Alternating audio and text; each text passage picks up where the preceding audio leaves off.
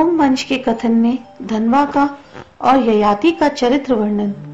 सूत जी बोले, हे ऋषियों, धनवा ने देवदंडी की कृपा से 1000 अश्वमेध यज्ञ का फल पाकर गाणपत्य पद को प्राप्त किया।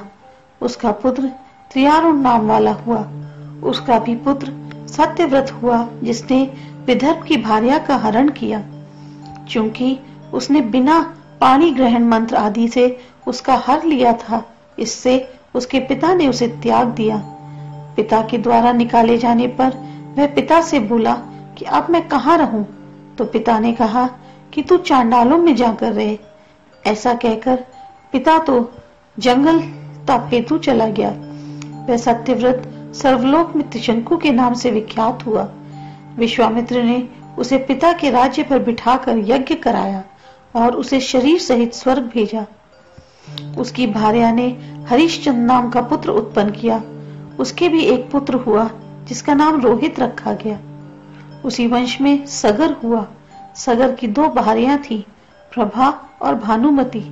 प्रभाव के 60,000 पुत्र हुए और दूसरी भानुमति के केवल एक ही पुत्र हुआ, जिसका नाम असमंजस था। सगर के 60,000 पुत्र पृथ्वी को खोदते हुए कपिल मुनि के हुंकार से दग्ध होकर मर गए।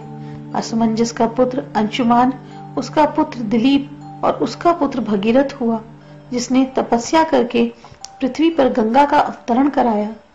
भागीरथ का पुत्र श्रुत हुआ, उनका नाभाग का अमरीश पुत्र हुआ। ये इक्ष्वाकु कुल के ही राजा हैं। इसी वंश में राजा दीर्घबाहु हुआ। उसका पुत्र दिलीप, दिलीप का रघु, रघु का अज और अज का दशरथ पुत्र हुआ। दशरथ के राम, लक्ष्मण, भरत, शत्रुघ्न 4 पुत्र हुए। राम के लव कुश 2 पुत्र हुए। राम ने रावण को मारा और पृथ्वी पर 10,000 वर्ष तक राज्य किया। ये इक्ष्वाकु वंश में होने वाले सभी राजा रुद्र के भक्त थे। सभी पाशुपत ज्ञान का अध्ययन करके यज्ञ द्वारा शिव को प्रसन्न कर स्वर्गवासी हुए।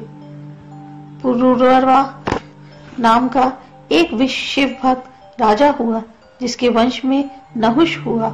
नहुष के 6 पुत्र हुए, जिनके नाम यति, ययाति, संपाति, आयाति, अंधक, विजाति थे। ज्येष्ठ पुत्र यति तो मोक्षार्थी हो ब्रह्म में लीन हो गया। 5 में सबसे श्रेष्ठ ययाति था।